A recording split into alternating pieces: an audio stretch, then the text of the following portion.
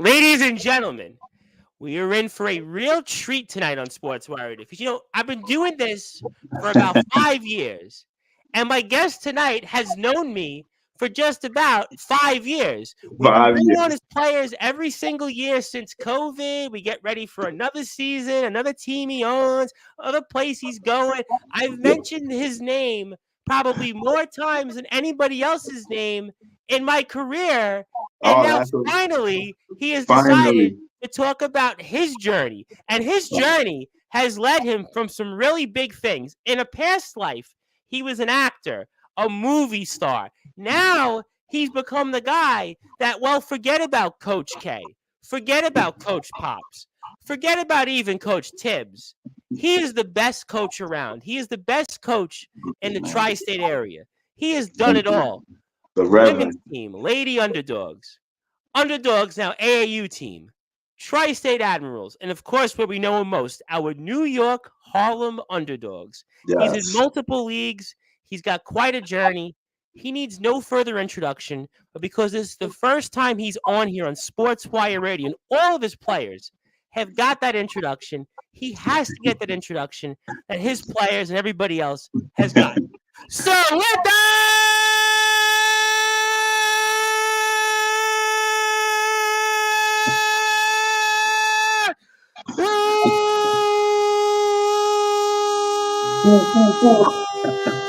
wait for it. Further ado, on the Sports Report,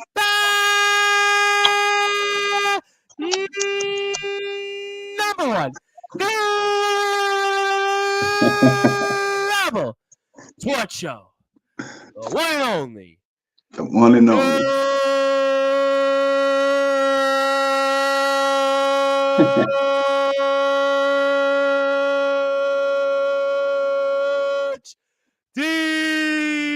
Let's go. Underdogs. What's up? What's up? What's up? What's good, Rev? What's going on? The Rev, Sportswire. What's good? Coach, I What's think you're going almost on? like getting ready to like go and run on the court or something here, Coach. That was, man. Hey, wow. I need you to call the games, man. I'm gonna have to get you that season opener for that. It's funny. We had one of my most recent guests was a wrestler, and we were speaking when the wrestler goes, "Well, Tom, you think you could do that for us in the ring for 4 hours?" I'm like, "Well, I don't know. I have to ask my voice on that. So maybe we'll certainly talk about that." Oh But man, you got Coach, me excited. it You got is me fired up. certainly a hell of a long time in the making here. Yes. And Thank obviously, you. it's a tremendous honor. We want to thank you for all these years on Sportswire, giving us opportunities to speak with countless professional player after professional player, star after star. You hear things in the New York media and on WFAN about disrespecting Super Bowl champions. Here on Sportswire, we do none of that. But, Coach, obviously, I want to get right to the current, though.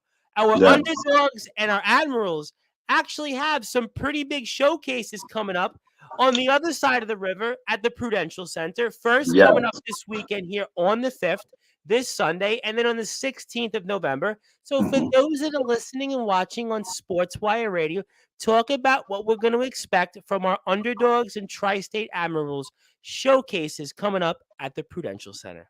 Well, first, man, I have to thank you, Rev, for all the years of supporting what I've been doing, the vision, giving my players the platform. I know I've you want to always kill me sometimes because I don't get back to you so often. no, Or no, no, you're no. always I watch you and the show grow, and I'm a big fan. First off, and I you appreciate always that. Coming and from you, you Coach, because you were in the entertainment world and very successful in that world. If you're saying it, Coach, I know you don't want me to bring it up, but you were very successful in that world once upon a time. If you're thank you. saying that, that's a good endorsement. I can take And I'm coming for your show. I'm planning on, man. For 5 years, you've been the exclusive radio show. I've never done any other interview. I don't No, you allow my haven't. No, players to to be do it. fair, you have not. You have not And gone anywhere else with the guys. yes, It could have been other places, but you'd always say, Rev, what are you doing? Rev, it's yes, time. Big it's dog. And I'm time. like, okay, I'll get to it. But now I've got a lot of free time coming up. So the good news is with the season coming up and the showcases, we can bring the guys Yes. on more often. But Yes, obviously, but talk I about the just I just showcase. had to thank you for everything you've done, and this is going to be ongoing. But as Sure. you said, the New York Harlem Underdogs, New York's longest running ABA team, my pride and joy. I started off that as a AAU program that I grew into a professional program from my kids that were aging off and going to college from AAU.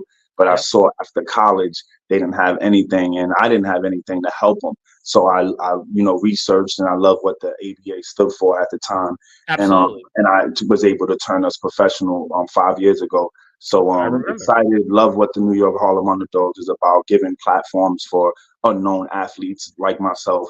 But we're entering our 5th year, our preseason.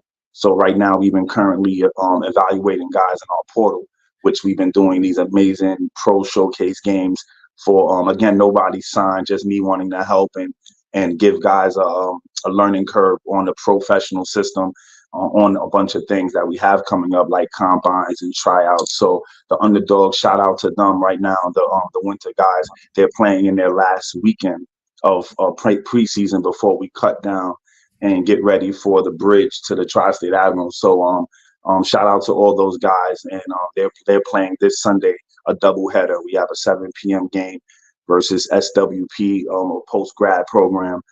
Got some great D1 athletes over there that I'm looking forward to scouting. And then right after, we play the all-Chinese NYU men's pro team at 9:30. So I'm just giving one of my guys to, see how they take care of their bodies, if they're really doing what they're supposed to do throughout the week, and to be prepared for Sunday, which is what I'm trying to prepare them for in the TBL. And then, like you mentioned before, the mighty Tri-State Admirals, which something it's such a funny story. The Tri-State Admirals came in at the same time as the New York Harlem Underdogs when they had their previous owner. So they were kind of like the big brother overshadowing us at the same time as we were growing and trying to compete with that level of basketball that was going on with the Tri-State Admirals at the time. And then I was able to acquire and buy the Admirals away and be able to take it to a new level, with now me being the longest owner in Admiral history and being a 3-time TBL owner. So with that being said and done, the Admirals are getting ready for three tryouts coming up starting in mid-December. But before we do that, I like to give unknown guys, once again, just a platform who feel they ready for the TBL, but ultimately can't afford or might not be able to afford the traditional ways to get to me. Then we do these showcases that are low income and really about players proving that they can play in a big light. And what better than the Prudential Center? I know a couple years ago, I remember when you did still, when we were kind of still in the COVID era, and you were doing it in Brooklyn at the Barclays Center. But a lot of what you said was so fascinating, and I want to ask a couple things because obviously I do a lot of college basketball, and a lot of the things you're talking about, the portals and the bridges and the exhibition stuff, is stuff we talk about here on the show, which is always why I thought it was a good fit to talk about what you do, because I do a lot of Division III college basketball, a little bit of D2. So I know exactly the type of player you're trying to recruit. So like a lot of what we're going to see here coming up in these coming weeks here, and especially as we go into the latter months and winter and all that different stuff, are you kind of looking at things in a way like a college coach would, where you have like 20 guys and you're trying to basically see, you know what, all right, this guy can obviously cut it in a certain style, in a certain play, in a certain amount of time, and there's X amount of players that might have, let's say, the experience where they've played, like, let's say, D2, maybe a high level of D3, and again, it seems very similar to me in how a lot of my college coaches that'll come on here, we're going to resume some of that here next week on the show. So you're a great prelude to that. So talk about, as a coach, like, what do you look for in maybe, and it reminds me again, so much of those similarities in what a lot of these college coaches look for when they get ready starting on October the 15th for their season. Right.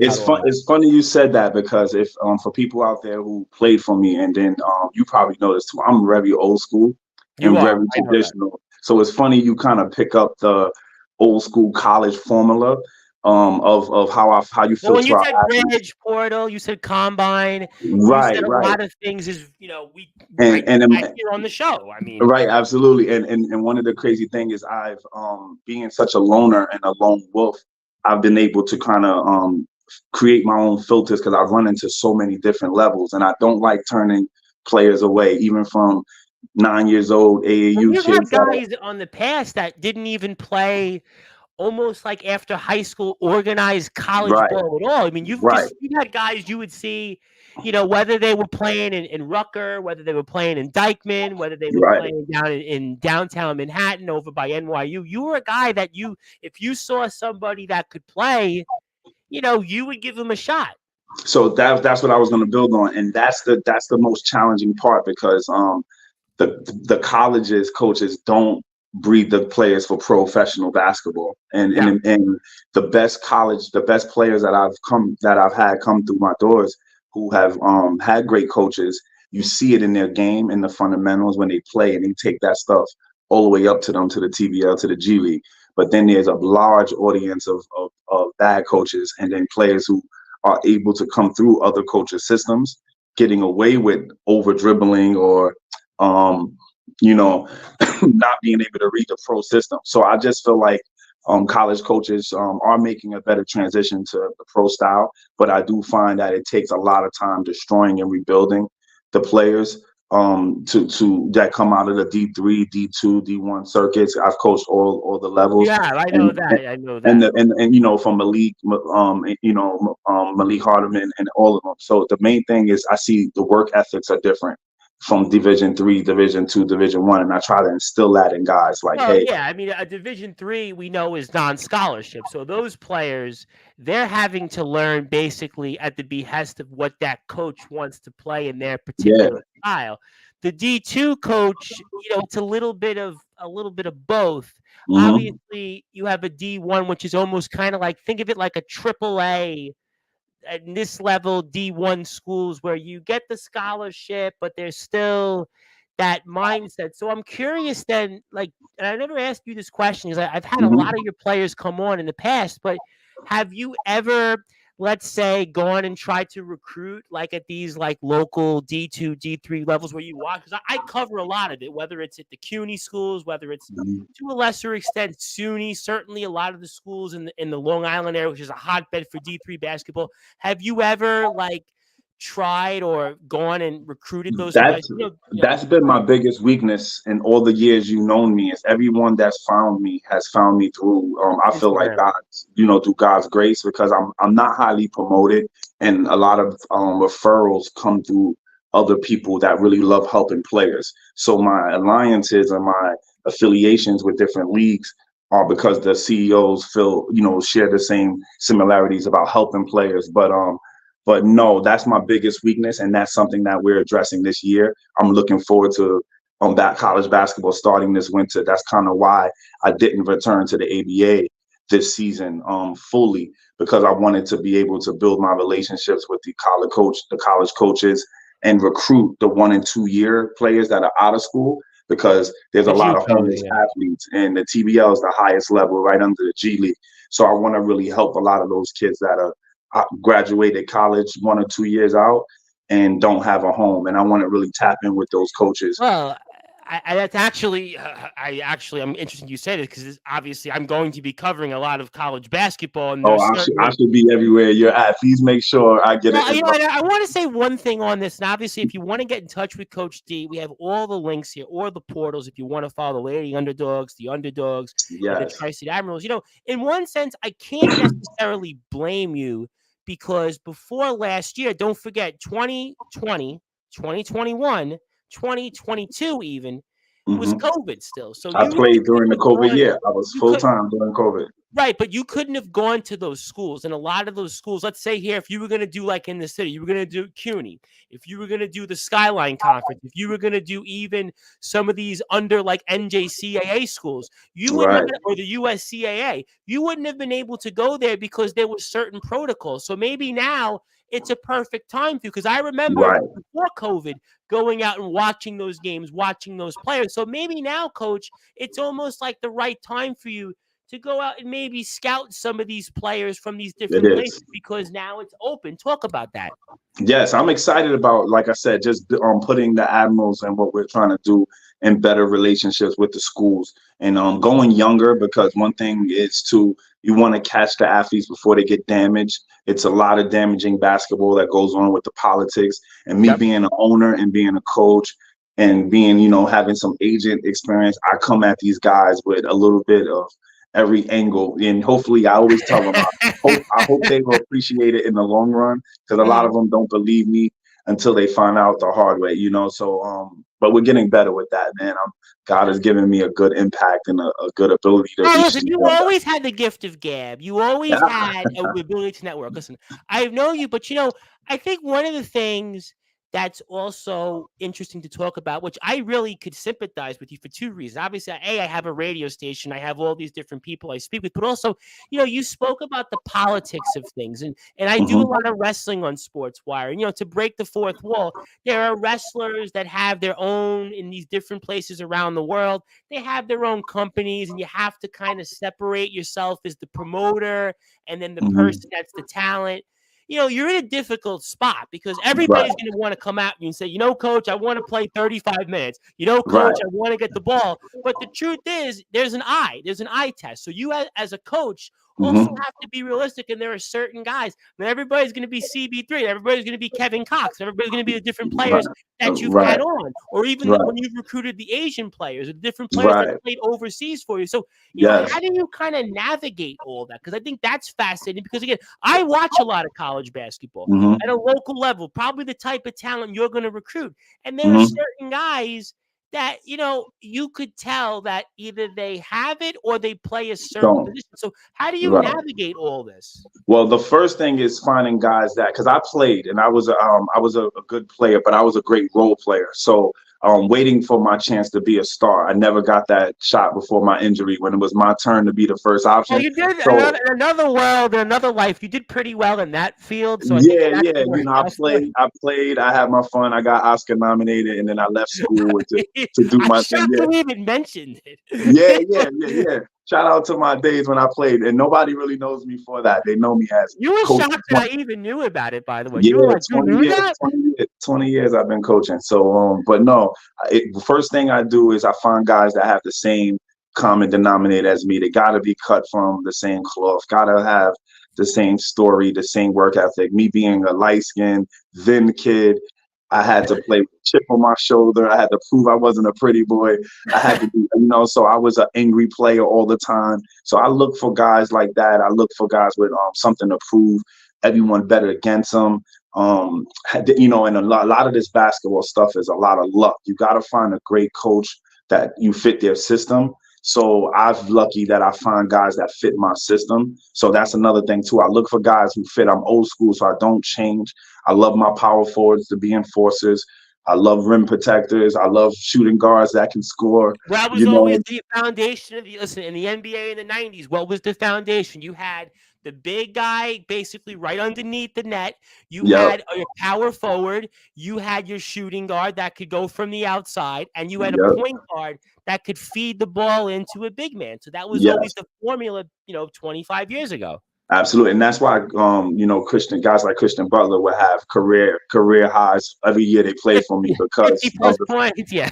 yeah. Look, I got career highs every year he plays for me because he fits the system.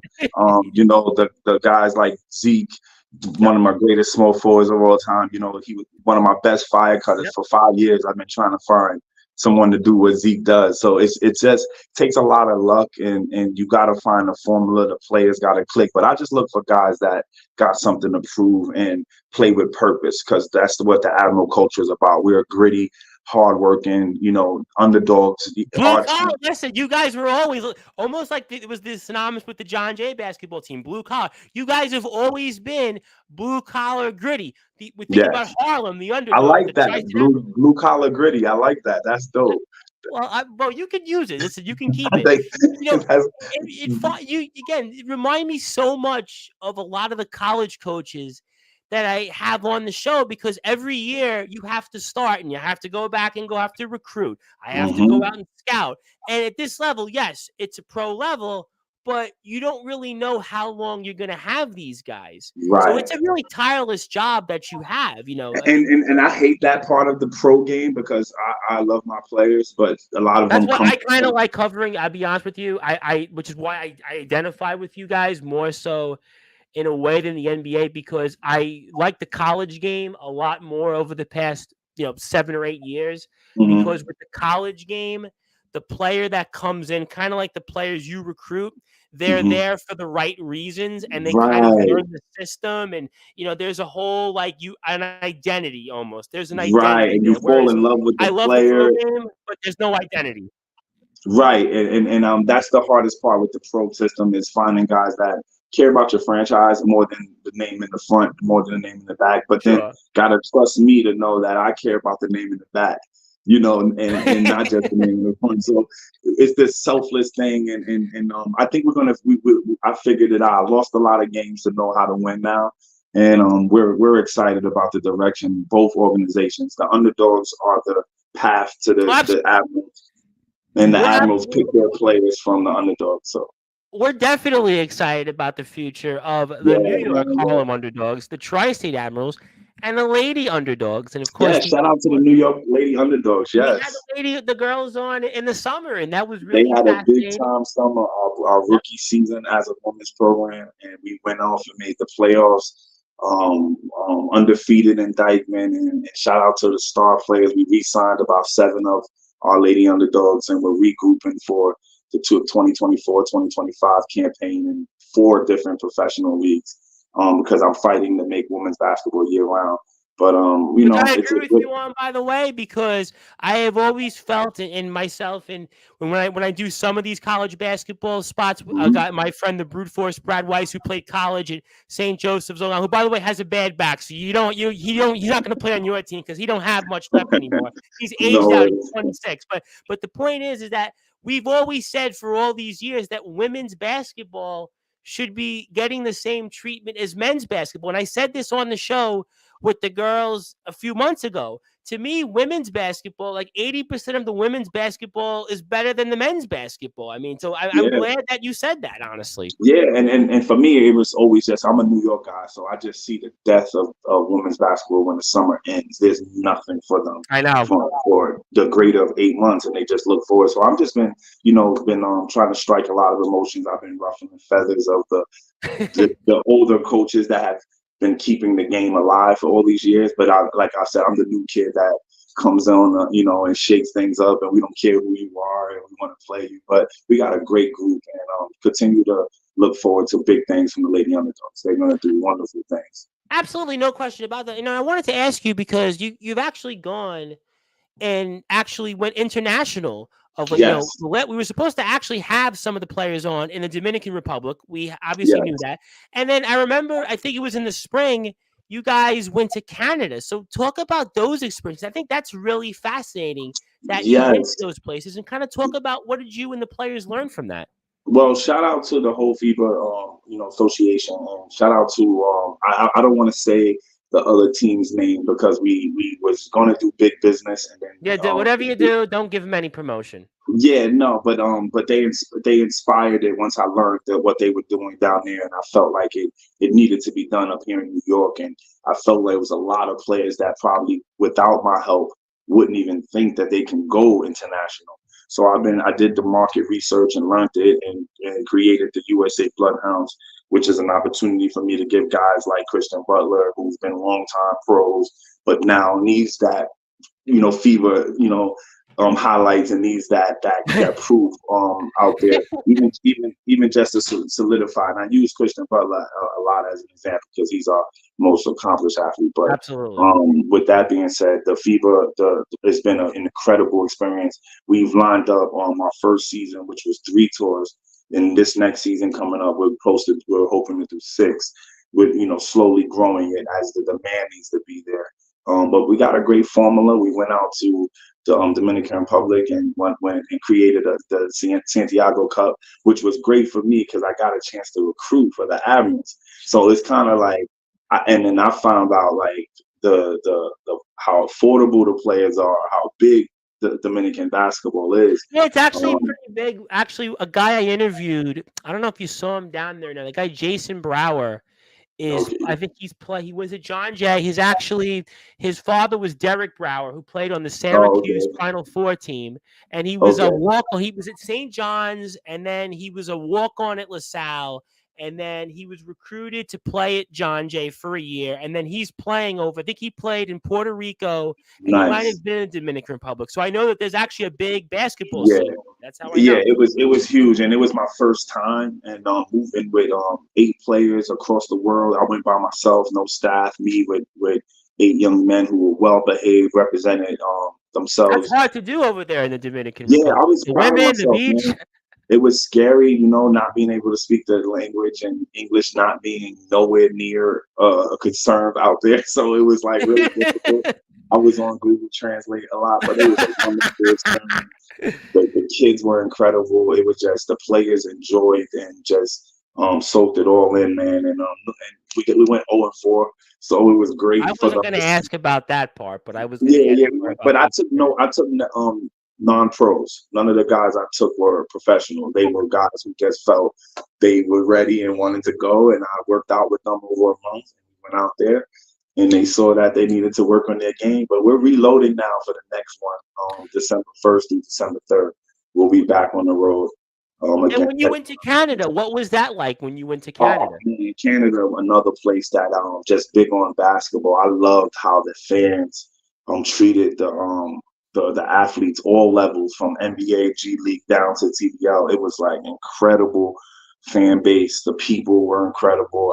Canada, the basketball, just Well, we know used that to- the NBA has seen an influx in Canadian basketball players, obviously. So yes, Canada yes. has kind of come in here through fruition in basketball. It's become a and, big and, thing over the past and 10 what to the 15 TBL's years. doing with the BSL and then NBL, it's just big things going on in Canada. And we were lucky. We had 2 international games last year with the Tri-State Admirals. This year we're Yeah, hoping I to think do I it. remember we spoke. I think we might have spoke about that on the show. I do Yeah, remember yeah, that yeah. coming up. Yeah. I always try to let you know so you can catch us in Canada and get those, catch me in the hotel talking about it. But it was great. And shout out to our sponsors, Yolo Rum, who helped the guys help that trip.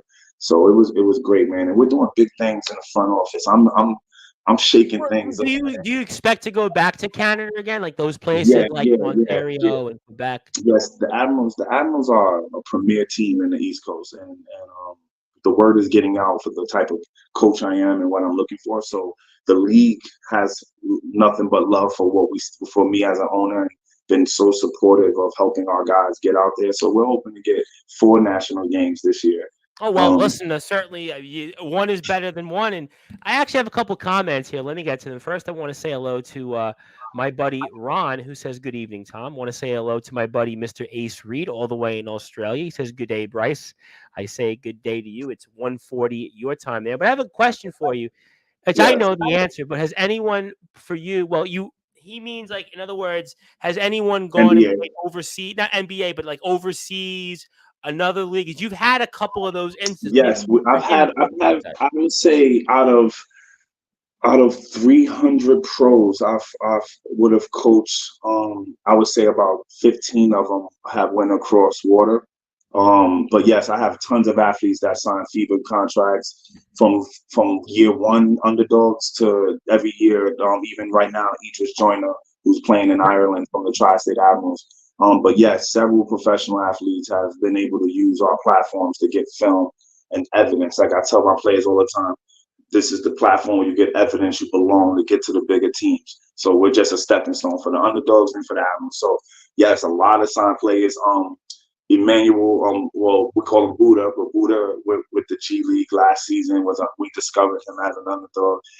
I signed him as an Admiral, and then he's been able to make a career in the TBL. So a lot of guys, some of the best athletes in New York, street ballers, and have had once turned pro through our platforms. And even this year, we got a lot of incoming rookies, man, that are going to shake And things I up. think that's important. What you do is we're here, of course, long overdue with the owner and coach of the Tri-State Admirals, the New York Lady Underdogs, and the Harlem Underdogs, Mr. Coach D, the legendary Coach D, obviously the best coach here in the Tri-State area. But I really think, and I think I've said this before, I think it's really important what you do for a couple of reasons because there is a life after, let's say you played college or let's say you played high school, but for whatever reasons you didn't go to college, you had a kid, you had to go to work, and you were playing Right. in a lot of these like very competitive pickup leagues across Mhm. the city. But with what you do in the TBL, in the past, the ABA, you gave players an opportunity to continue their career or test their opportunities. So I Yeah. really think in a lot of ways what you've done over the years was really important, far greater than how many wins and how many losses you had, Thank you. how many things. And, what does that mean to you in the fact that you gave so many people an opportunity? I asked this over the years on Sports. Well, all the players, I always ask, well, what does Coach D mean to you? What Mhm. about Coach D? But the truth is, it's legitimate in that you gave people an opportunity Thank that you. still had life in their legs to be able to go out there and compete, a chance to at least say, hey, I'm a professional basketball player. What does that mean? Yeah. Well, early in my career, I was a lot. I was more immature. I would say I was more passionate and emotional. But now, learning what I've learned over the years of the business, a lot of players have come and gone that haven't quite um, been truthful about my message and what I was trying to do. So you have to find a spiritual satisfaction, feeling like you're doing something that God's purpose for you, which is like my pastor would say, you can't save everyone, but if you can get Yeah, one, it if you is can the save old one, adage. You can't save the you world, can't save unfortunately. everyone. So I know I've given every player that's come through my doors my heart, and I would put myself in bad situations for these teams, for these platforms to go when I've seen players not care. So it's been a challenge to stay true and continue to find motivation. But every time I get a new group and every time I bump into a new story, I'm always reminded that I'm grateful for what I'm doing. Or there's guys that are grateful for the teams that I'm creating, and no one. I wouldn't wish this on my worst enemies, being a pro owner, because of the zero returns. And I have friends all the time that tell me I'm crazy because I can make so much more doing it for someone else. But I think that's the hard part. And I want people out there to realize that it's so many outlets for you to be basic and you to be mediocre and will be into regular league that I've never. Shout out to my grandmother, who's still alive and doing well, but Good, she would good. always instill in me of just never settling or never being content, and almost to a default, because even as much as I might have this team and I want to feel good about myself, I still feel like I want it to be as good as the Well, Westchester you Knicks. always felt that way. You wanted to create your own path, which I Yes. think was really important in supporting you all these years and giving the players the opportunity, because I can appreciate that, myself. I had an unorthodox background going into this like you and Mhm. coming into what you do. And I think that you did, sure, you could have certainly gone a different path, and I'm sure you would have had lots of success. But the fact is, you did do a lot for the community. You think about the New York City basketball community, right? Take a step Yeah. back for a second. The New York City basketball community. You did Yeah. a lot for the community. You did a lot for them and giving these guys, a chance, whether they realized it or appreciated it, that's on them. But you gave them an opportunity that they may not have gotten otherwise. And it was really because of your leadership. And I think it has still spoken to the fact that the Admirals are going, the underdogs are going. You added the Yes. lady underdogs, you have It's the still AAU here. team, and you're a Yes. FIBA certified coach. I mean, Yes. what does that mean to your profession, being a FIBA certified coach, Coach Hey, D? we just getting started. There's so much more, man, and I'm just scratching the surface on where my coaching is going to go. I want to be an NBA coach. I want to be a G League coach. That's my end game, is probably a college or a G League team. If I don't get these two teams to be worth the millions that I think they're going to be worth one day, I but think you got a shot though with the teams being worth something, because you've brought a lot of guys in there and you've grinded. I mean, I wouldn't count you out by a yeah, long shot with your background and what you've done in your life. I mean, I wouldn't count you out for a second, because nah, man, you no know, way. I mean, yeah, you could listen. I'll be honest. Yeah, you could get a coaching job. Listen, I'll be straight up with you. You could probably get one of these Mickey. If I'm really speaking, like, don't say anything here. You Yeah, could easily get a head coaching job at one of these Mickey Mouse CUNY schools. You have the resume, easy. but is that something you want to do right now? I would say no, because I think what you're doing here is bigger. Like I said, yes, listen, the CUNY, you could get a job easily. You could get a Mhm. job easily, and the High Skyline school, Conference. coach, But yeah. do you want that right now? I'd say no. No. No, I enjoy the freedom of being an owner and creating policies that work for our machine. And even the level of being in the rooms with the information that I have access to, I try to share it with my guys. The truth, the eye candy test, like you said, just guys who don't even work out.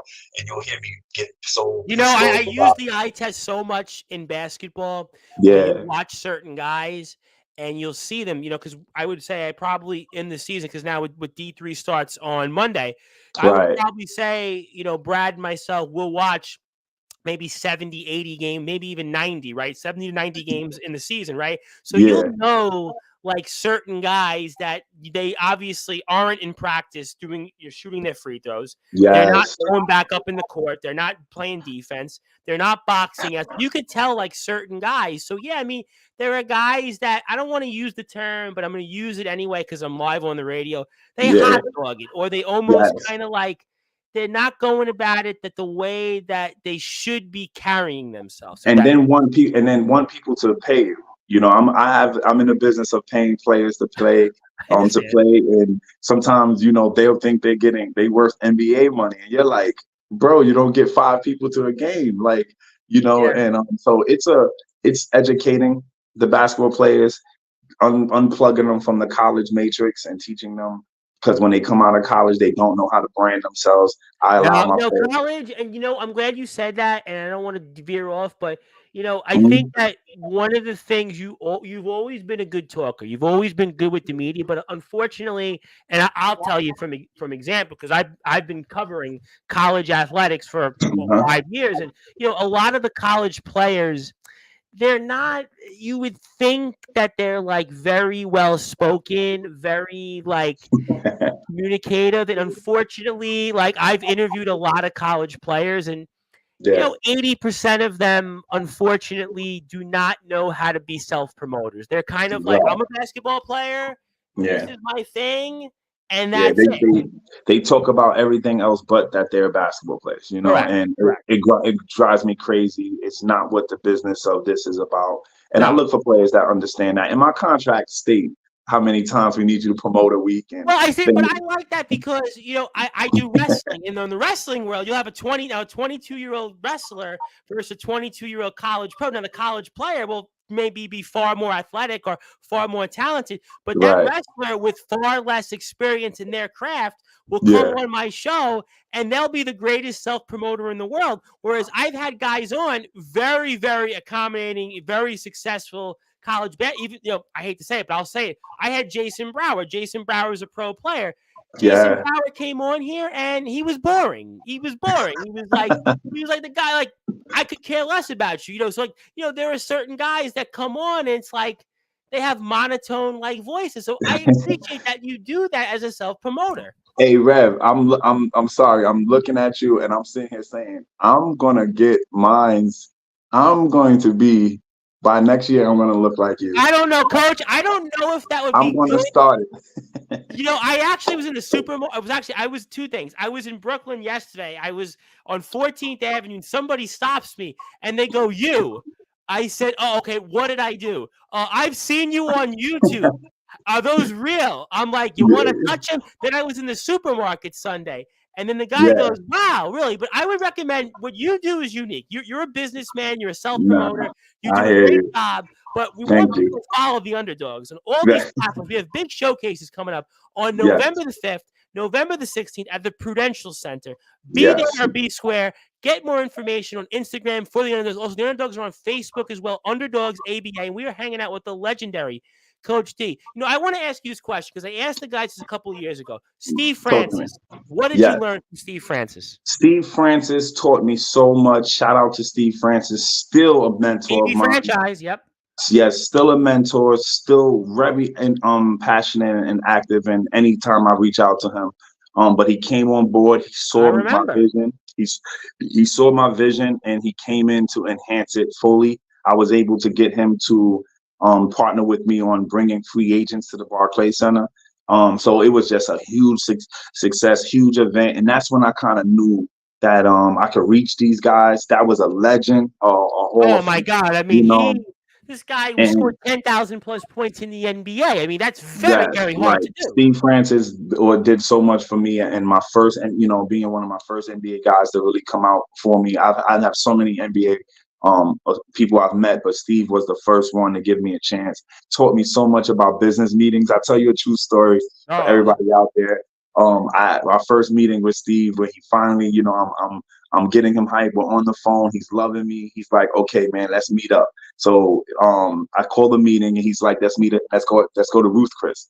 oh And wow. Okay, okay, all this is right. my first time at Ruth Chris. So I'm like, I've heard about this. I think I'm in the big leagues now. I'm like, Coach D, I'm the owner of my team. Yeah, I'm going to Ruth Chris.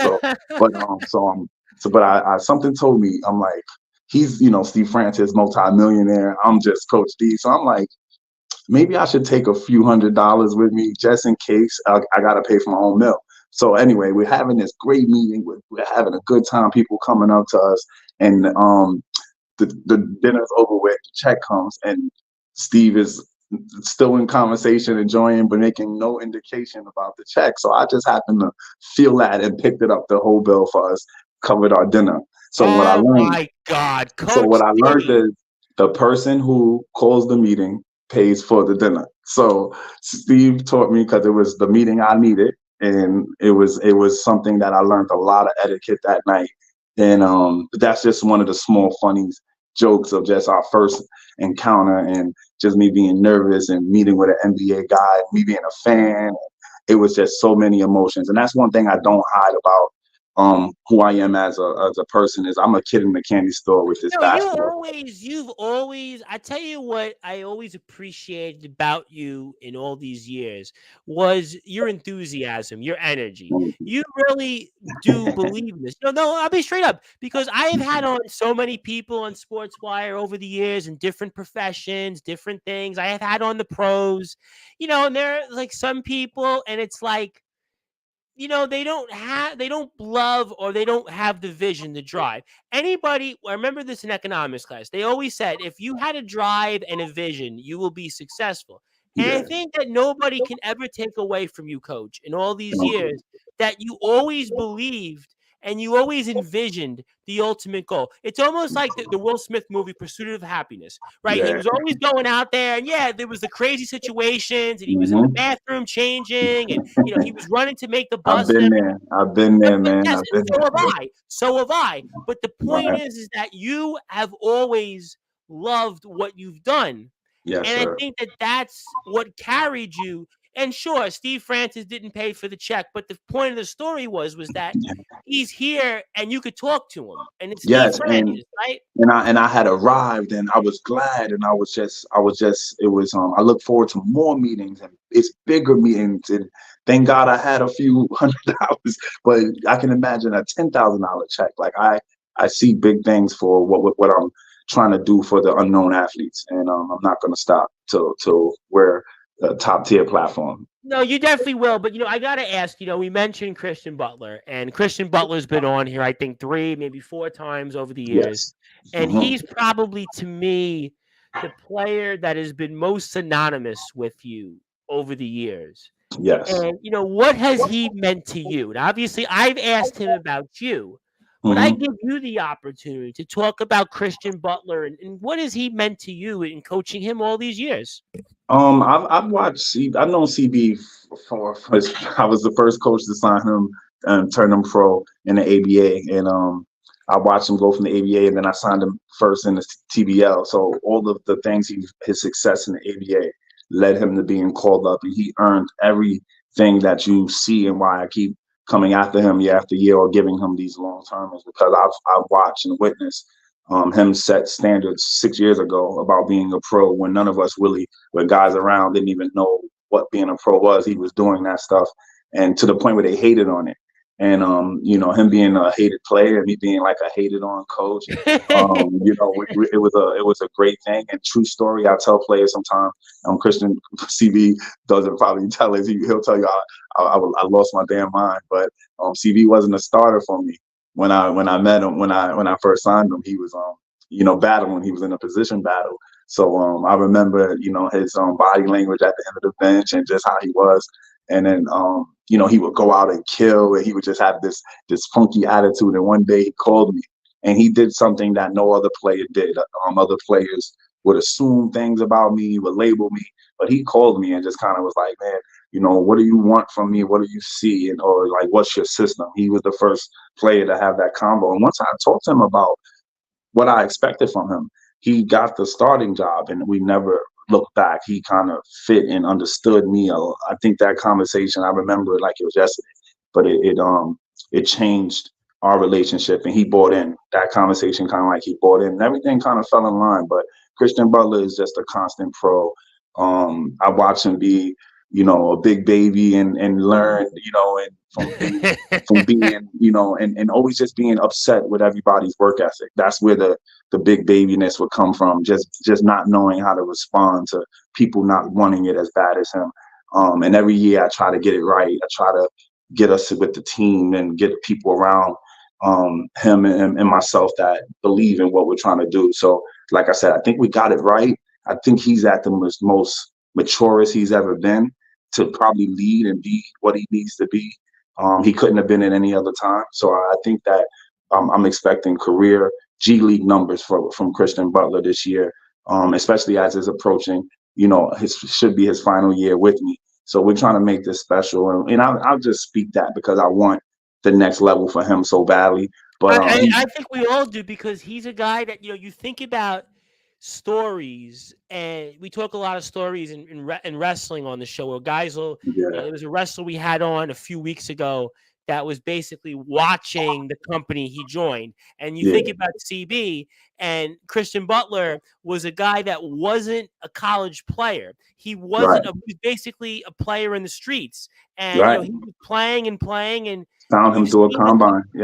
And we've seen the success that he's had. He's one of those stories that, you know, you could make a movie off. You could, you know, if he can get to that level. And I think that he could do it, because he's already shown in the TBL and the ABA that he can do it. So if there's anybody that could almost have, in a way, we use the term on Sportswire, the boyhood dream, the dreams come true, I think he's the guy. Yeah, he's the proof that my vision works. You know, that my idea works, as he's come through the portal. He worked through the pipeline. You know, he's got a story from how much he's worked on his way through his career, and I'm glad to have been a part and witness it. And big things for him. But ultimately, he's that guy, man. That's Christian Butler. And his loyalty stuck with me when a lot of players. Yeah, he's been with you. You know, like, you had a lot of ups and downs with players in the team. You know, we've had them on, and like, he's been dedicated. And, you know, it's not an easy leagues that you've put the players in. You know, this is a league that you've been, whether it's the TBL or the ABA in the past, that like you have to play multiple times a week, and you have to be ready. You know, it's like you have to be ready. So if you have a job, there's no excuse though. You have to go out, make sure you're in the condition. You have to make your practices. You have to travel. And these guys, a lot of them look at it and go, "Oh, I didn't know I have to go to Scranton, Wilkes-Barre. I didn't know I have to go to Salem, Massachusetts, or, you know, all the different places you've played in." And you know, he's really been a guy that has been dedicated all through these years. In 6 years, he's probably missed 3 games, 4 games. You know, he's constant in the gym. He calls me. I hear the weights in the background, annoying. You know, him dropping weights, but no, man. Like I said, stuck with me. And one thing I will tell you, I'll speak on this, and I'll leave it here, is I've always asked him what made him, you know, why you stuck around. He never answers it. But I told him before he retires, before we, you know, I got to know what made him keep coming back and keep sticking through with this one. And mind you, he's made other teams. He played in when the Tri-State Admirals were. We made a late announcement that we were coming back last season. Yeah, so, I remember that. So I told my players, and I let Christian know that we might have not been coming back. So I let them, you know, go ahead and explore. And unlike a lot of players who come through my doors, Christian Butler actually made another TBL team at the time, you know, and he was playing there. Then the Admirals had came back. So it was and then that's why he kind of left the team halfway, and we picked him back. We re-signed him back. So it's just good to never burn bridges. Good to be a player that a team wants. And that's what I think every player out there should learn from Christian Butler, is be something that teams want you here and want you to represent their organization. and we're very lucky to have Well, Christian I'll tell Butler you with what, us. I want to say one more thing on Christian Butler. If we have a little more time with Coach Steve, we appreciate this opportunity. I want to Nah, say thank this. you. I want to say something on Christian, if you don't mind, because I want to bring him back on, but I want to do something different when we get a chance to bring him on. So obviously, I'm coming into my 5 years on Sportswire, and Yes. we're going to have a new website. We're going to put my radio link on there. We'll have a reactivate my blog, which we had in the past when we had my old website. We're going to redesign a new one, but we'll have it up within the next week. Congratulations, man. That's big.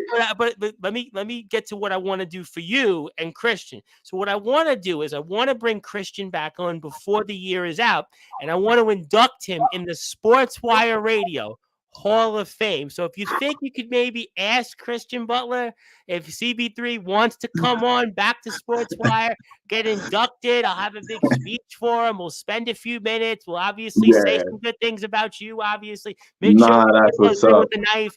But obviously, no kidding aside, if that's something we think we could make happen before the year is out, to I bring him think back and induct him. yes, I think that's a beautiful idea. You should do it for your Hall of Fame for the year. Anyway, I think it's a great. You We're have actually some. not doing it, but I have to. So I'm going to do it by next week. I'm going to have Got my you. website redone and with my Nice. blog redone, so we can do a little write up, and then we can bring the players on, the Yeah. guys No. on, and See, get yeah. CB his flowers, man. And like I said, we're expecting a big year. Anything less than playoffs would be disappointment. But no, I think it's a great idea. Christian loves the show, I know, and but that's why I want to do it in a different way, because I don't want to be the mundane. Well, what are you up to this year? So I want to do something because he's done so much and he's achieved a I lot. gotta get you in person on Media Day Yeah. 2024.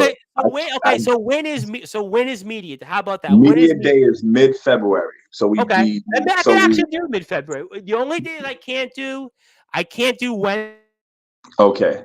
on a radio station. Night's doing something completely different. So if No it's not on a problem. Wednesday night, I can do it. I'll make sure you know a month in advance. But I You gotta really let would me know. love. Yeah, you gotta let me know a month in advance. I know a couple of times we've tried this dance, but if you do I it in know, no, February, but yeah. this year is going to be huge, and we have new ownership, new people coming on board. I I would got actually like to do it because one of the things that I did before COVID was when I was covering college basketball in person, Mhm. I would go to a lot of these games. We'll Yeah, talk about this off the air, but I would go to a lot of these games and I would get a chance to, talk to different players. I talked to the coaches when I was covering the CUNY. So I think that there is an importance that I could actually come to the media and day. you're so positive, and you make players feel so good. I think you should definitely tap back into covering and going out in the No, field. I actually would. I actually would like to do it. So just like I said, Yeah, my only request is don't do it on a Wednesday. And I got can you, obviously come out there, and I think I got would like you. to do because there's a lot of players that I would like to get a chance to speak to. Obviously, yes, and I'm glad you talked about the positive because if you obviously see what's going on with, I can't believe what they were doing with Carl Banks and basically hanging up the phone. But that's here nor there. I don't want to talk about that. I want to talk about you for the next 15 or 20 minutes left of the show. But what are the goals coming up here this year with the Tri-State Admirals? What are the goals there? Well, we had our first year as the owner. I turned the franchise completely around. We was our winningest season in franchise history. With the late start last year, Yeah, I I didn't remember it was have a late start. Yeah, I right. didn't have the best recruiting, but we made do with 2 weeks. We won our first game, but we didn't have a successful season. We finished under 500.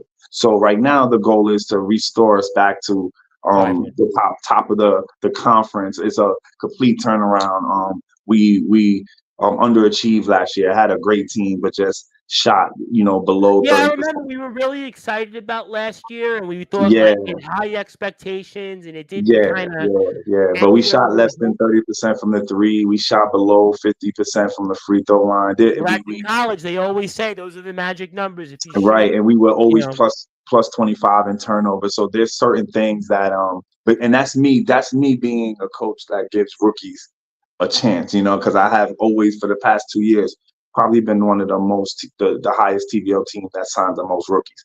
I will have one vet and 10 first time pros. The inexperience and the learning curve comes with that. But this year we got some great vets, some established players, some big secrets, some big signings, man. don't tell me the secrets. Don't tell me the Got signings. you. Yes, yes. But it's But some big names. But we're excited. But we want to so we want to make playoffs this year. And I think you will. I have no doubt that you'll make the playoffs. I have no doubt we're on to bigger and better things. But what do you think you've learned as a coach then over these years where you've gone through some of this losing to kind of help you get over the hurdle here? Simplify it. I think my language, that's one of the biggest things I'm excited about. My playbook has always been exquisite. I've seen other teams take my plays.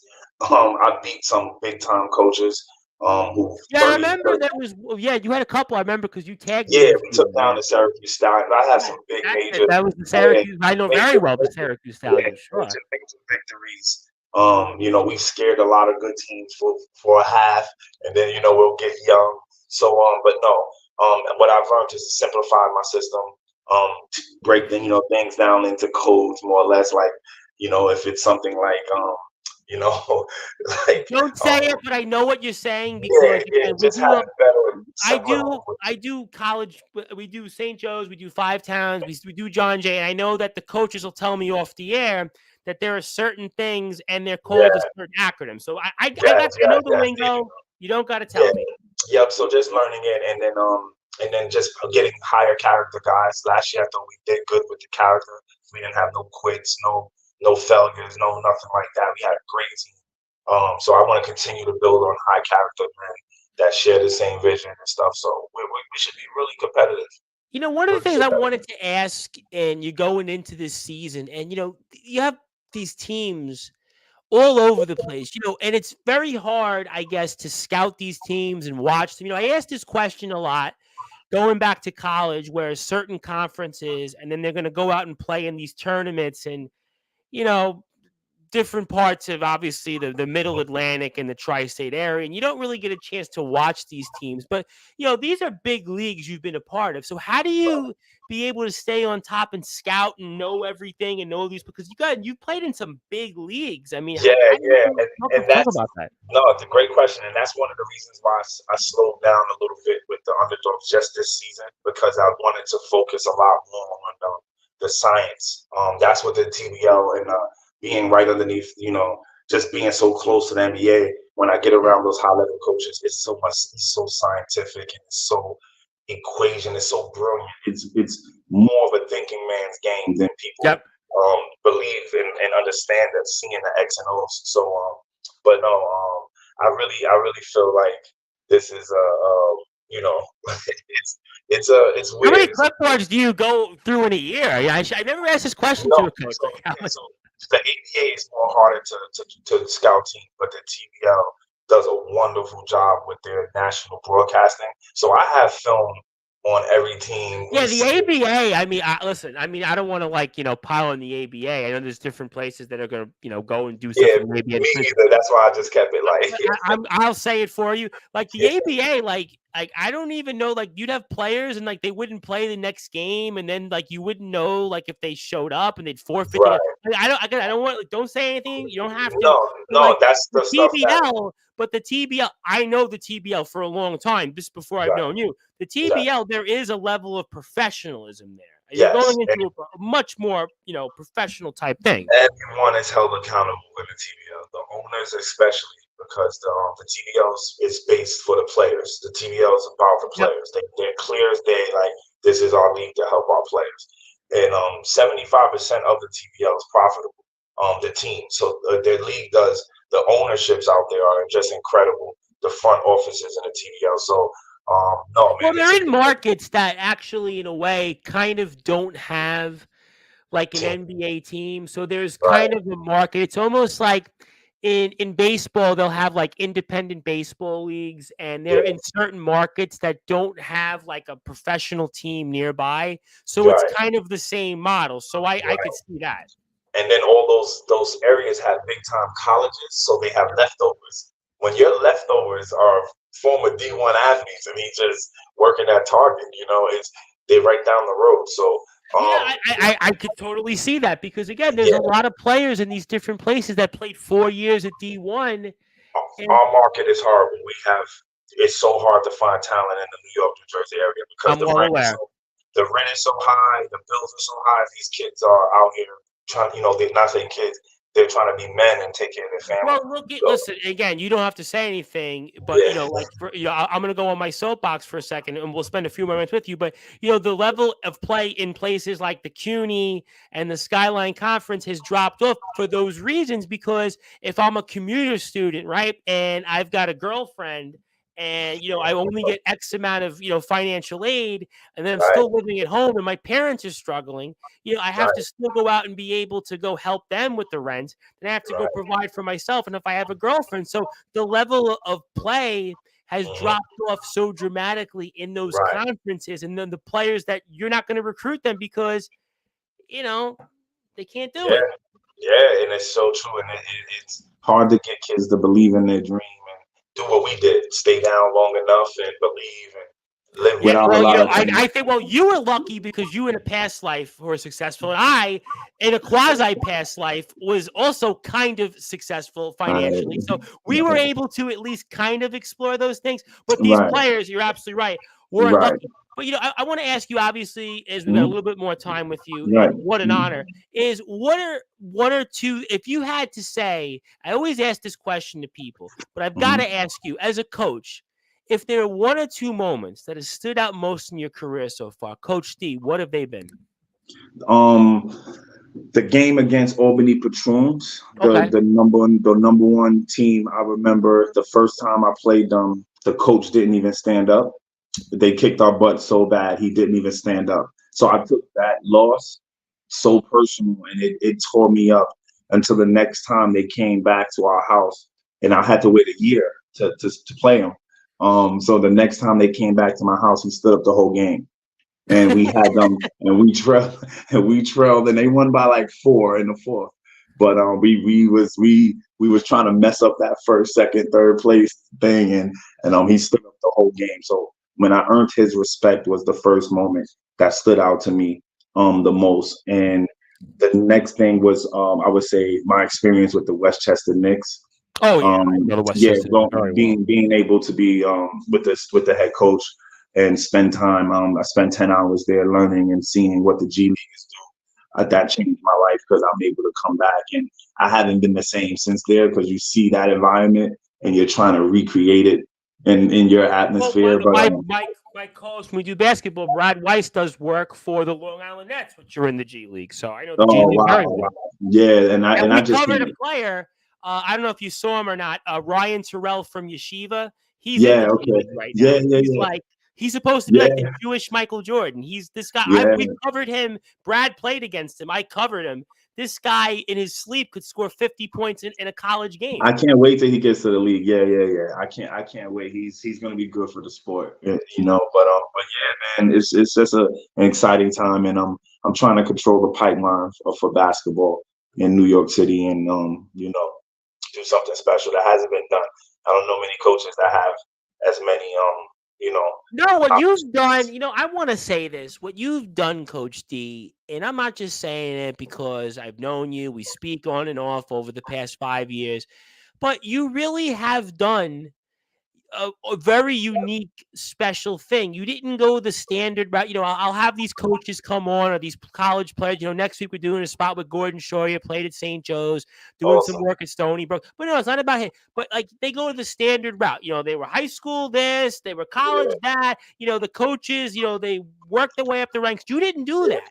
You No, I really never had been a an very assistant coach unique before. trail. That's I why I never. always like to cover what you guys do when people say, "Oh, well, the underdogs," so I'm like, Yeah. "No, no, no, no, no. Let me tell you why I'm covering, and let me tell you why I think what you've done is very unique. Is Thank you, because man. a lot of people would go the standard route, 20 hours and working for some coach, and the coach said this, Yeah. blah blah blah blah. You really did create your own path, and I think what you have done is special. I think Thank what you you so much. have done is the right way. I think Thank what you. you have done is really a very, very few people can do, and I think that I hope that you continue this journey because I think it is Thank going to you. lead you where you are going to be more successful than Coach K. You are going Nah, to be more thank you. successful than Coach Pops. You're certainly going to be more successful than Coach Gibbs because he can't win the big one, Coach Gibbs. But that's my point. I'm really serious. I know you laugh because people laugh when I say it all the time, but I No, really do believe in you. no, no. I appreciate you, and trust me. Your cheers are loud because I don't have my I know my cheers are loud because I get no, and people all I the time that appreciate message. and That no, I know. and you're one of those angels that, like I said, the people that keep me going in this. But no, you could bet I won't disappoint anyone that's believed in what we've been doing, believed in me, and I'm going to continue. No, I'm getting so close, and you can see the coaches getting younger, and it's a starting to be a need, and I'm that in between young and old school. Yeah, So because I think that why you've been successful as a coach is that you're not, let's say, like an old man kind of in his own thing. You're a guy that you can talk the lingo to a player in their 20s, but you're also sensible enough to a veteran player that you kind of connect. And I think, and I know yeah, this for a fact because I've talked to a lot of coaches and I see it with my own eyes because I obviously watch a lot of college basketball, so I can relate it. I don't know the NBA in that level. I know the NBA game, but I know the hmm college game from covering it. And one of the reasons you have to be a successful coach at your level, at the pro kind of in between level, and at the college level, at the middle levels, is that you have to be able to relate to your players. You right, have to be able to identify with them. You can't right, be somebody stuck in what 30 years ago worked. You have to right, know what works today as from a personality standpoint. And I right. think that that's your biggest skill as to why I think that you will succeed, because this is a game and a sport that you have to be able to connect with people and relate to them. And you do that very well. Yes, and I'm trying to get thank you for that, and I'm trying to get better because sometimes you can't. What I've learned, you can't bet on potential. So as much as No. these guys have so much potential, it breaks my heart when I see them underachieving. So I'm just learning not to push too hard because this is the era where you push, they'll Yeah, quit, it's not, and the 30 years ago, it was all about the Taskmasters, the Pat Riley types, the Jerry my Sloan favorite types. coaches. Yeah, my favorite coaches. Those Yeah, so it's not about that. Now it's like it's you have not. to, It's very sensitive. You have to be very understanding. But I'm not going to change, and I'm blessed to keep finding guys that want to be coached hard and want to be pushed. So I'm going to keep being Coach D, man. The Mark Cuban of you this. better not change in that, because I think you're going to certainly lose the luster, and that's why I want Hey, everybody to follow man, the the underdogs TV and the the Lakers. TVL's Mark Cuban, man. I'll tell you what, I like it, and I definitely think you'll be more successful than Mark Cuban. You got more personality than Thank him. you, man. Let's But keep it. as we're coming up to closing thoughts, I want to ask you this question Yes, specifically. sir. To those that are watching and listening, or watch a clip or two on Instagram, what do you want to say to the people who have continued to support you and the team, and then B, those that might be hearing this for the first time? What do you want to say to them to come on board, get on the train, get ready to leave the station and join you and this journey, which is going to lead you and all these teams you coach to bigger and better things? Well, first, I just want to thank everyone for supporting myself, my rants, my passion, supporting my players. Even when they don't understand, they kind of starting to understand now. So I just want to thank everyone, man, from day one down to who we convert yesterday. So just thank you and continue to be, Underdog Nation, Admiral Nation. And what I want to say to everybody out there who's just catching the whim of this. First, just once again, thank you to you, Rev, and Sportswire Radio. But I want to say to you guys, continue to find the right people that believe in the same things that you share as values, and get behind them, because that's the missing part for me right now. Is I want more people to stand up with me and help and get involved, and not all help is monetary. A lot of this is resources, and really creating a formula that works for these young men where they could get money and get help, even if it's just with one bill, housing, just so much potential, and what I want to do with these franchises. So I just hope people continue to watch and find out how to do more and how to get involved, and because it's not easy, and big No, it's expect big not. I mean, things. people, Ex- to ex- be a pro player, it's, yes. very difficult. I covered a lot of minor league baseball players in the past, and I know the Mhm. plight of a minor league baseball player, very similar to a Right, basketball right. player here at this level, and guys think, oh, well, I'm a professional player and I'm going to be, it's not like that. Like the guys in the minor leagues, I know because I've interviewed about like 25 of them, and, they're on a bus for 6 months in the middle of a Hmm. bumble, fill in the blanks. And, Yeah, they're on their own bed. They're away from their own family. And, in for the here dream. it's similar. Yeah, you're living for the dream. You're living to be a pro, but you're not making a lot of money. You're away Right, from your family. You're in places that you're not familiar with. The right, environment's different, and it's a very hard grind. And that's why we want to support the Admirals. We want to right, support the Lady Underdogs. We want to right, support the Underdogs, and right. most importantly, we want to support Coach D. The links Thank below are you. how you can get involved. Join them, support them in any way possible that you can, whatever it Yes. might be. Just go out there and do it. I could ask you 1,000 more I questions, know. We're gonna but do this again. We'll do well, I'm this going to again. induct. I am going to induct you into my Hall of Fame. I'm going to induct you, Coach, because I want you to be in the Hall of Fame. Because you know what? I know one day you'll be in Springfield, like 30 years from Yeah, now. They'll put you in Springfield. You'll be on ESPN. You'll be with like Greg Popovich with I'm the coming, Kings. man. Yeah, But you'll be in the Basketball Hall of Fame there. But I want to put you in the Sportswire Hall of Fame because I am no, going to man, put that would you be an in. honor. That I'm would going to be an put you honor. in. I'm going to put you in.